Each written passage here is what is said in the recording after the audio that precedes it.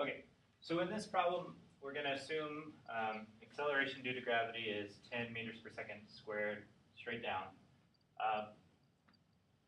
We have two kids. One kicks the soccer ball at 20 meters per second at an angle of 60 degrees. The other one kicks the soccer ball at an angle of 30 degrees. And what we're going to try to figure out is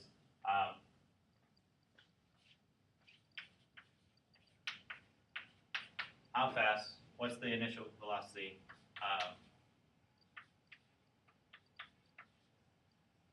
to land at the same distance. Okay. All right, so the first thing we have to do is figure out what the distance is of the first ball, right? So to do that, we want to break our velocity into two, because we're looking. Essentially, we want to figure out some x function, right, that tells me the distance traveled horizontally. Because when we're talking about distance in this case, I mean when it lands, how far from where it started is it, not the arc length distance. Okay, so I want that. That's pretty straightforward. If we're saying it's starting at an initial position of 0, right, then our initial value is 0. The acceleration due to gravity doesn't have any effect on its horizontal value, so that doesn't play in. So the only thing that plays into it is the horizontal amount of initial velocity. So for us, since this is 60 degrees, and this is 20, we can do this a few different ways. One way is to say, okay, if this is a triangle, I'm looking for the horizontal velocity, right? So if my hypotenuse is 20, and I'm looking for this value here, then I'm looking for 20 times cosine of 60 degrees. Right? That should be my x, because cosine of 60 degrees equals x over 20, and then I multiply by 20. Now for us, because I use 60, that makes it easy because the short side of a 30, 60, 90 triangle is half the hypotenuse. So in this case, it'd be 10. So my acceleration due to, or sorry, not acceleration, my velocity is 10 for x, 10 meters per second. To change that, remember our chart from earlier, to change that to position, I need to take the integral of that. So the integral of 10, which is just then 10t, plus c, but my c, remember, dealt with my initial velocity, or initial position, which is 0. So for example, if I say plus c, and then I put in 0, that just equals c, so c is 0 in this case. All right. So the important thing to note here is that this continues to get bigger and bigger forever, right? So we don't have any way of figuring out how far, because we know our model doesn't just go on forever, right? They don't kick into space. So what we need to do is use our vertical component to figure out how long it takes to get back down to the ground. So to do that, we're going to figure out our vertical position. We're going to start with a 0 position. We're going to have our vertical component, and remember that's just the short side times the square root of 3 for a 30, 60, 90 triangle. So we took the integral of that, so that's 10 root 3 times t. And then we also have an acceleration due to gravity that is moving in the opposite direction. So we're subtracting, remember now we want to go from acceleration to position, so we're taking two integrations. So 10, the integral of 10 would be 10t, the integral of 10t then would be 5t squared. So we're subtracting 5t squared. And then we want to find when that position gets back to 0, back to the ground. Right? So we set it equal to 0. we can pull out a t from that.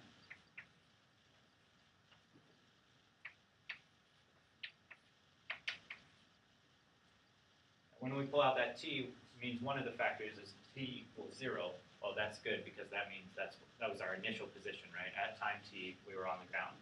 Then the other part is when it hits the ground again. So then that means it's 10 root 3 divided by 5 equals t. And then we can simplify that to 2 root 3. So at time 2 root 3, we're back to the ground. So then I look at this and say, okay, my x position should be 10 times the time, which is 2 root 3, which gives me 20 root 3, maybe we're doing meters per second, so meters. So that's the distance. Yeah? So, would that not be the time that it's going to get to, get to the top of this, the vertical velocity 0 at that time? Okay. Yes, the vertical velocity would, but this is the vertical position.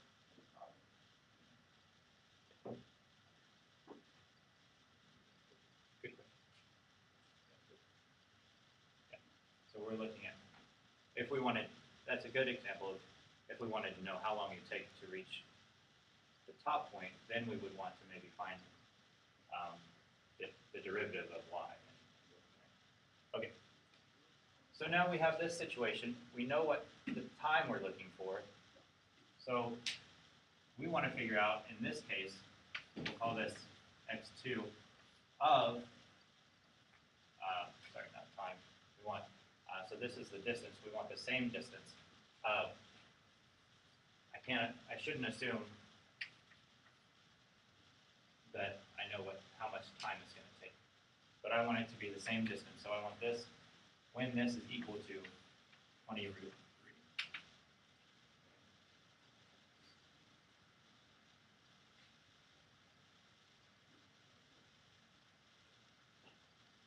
So now that I have this situation, I want it to end up with the same distance. I know that my x variable, in this case, here we have this amount. I don't know what that is. That's the problem. Okay. So I don't know what that is, but I know that it's that amount times times t should give me that. Okay.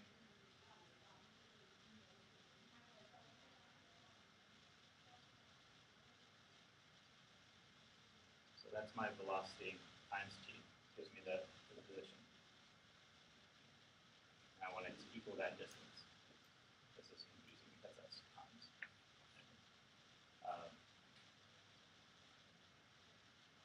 I shouldn't use x. Sorry, I'm not going to use x because x doesn't make sense here because x is my distance. I want my velocity. Call it a. That sounds like acceleration. Let's use C or J. Choose J. All right. So we have J.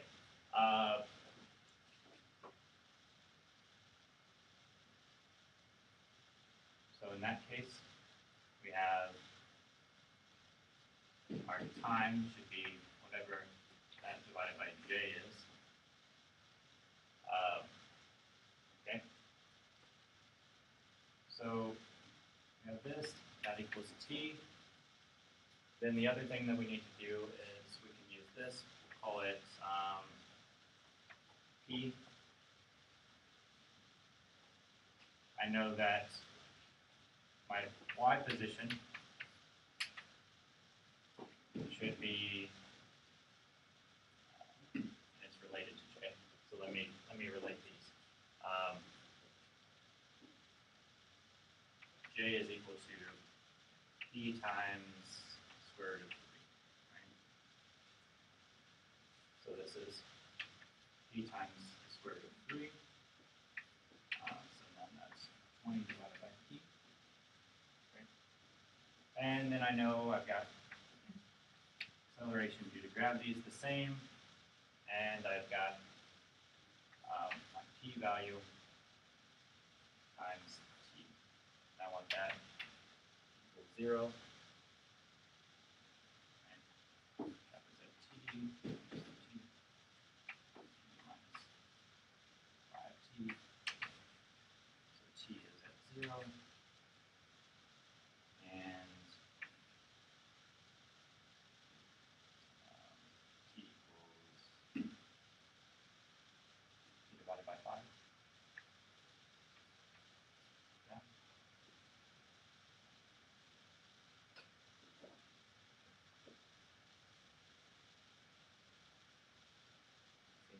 Did I do that right? That's equals 0. Move that over. P divided by 5. Okay. So then it looks like I have t equals 20 divided by p, and also p divided by 5, which should give me p squared equals 100 equals 10. So then if this is 10, then this has to be 20.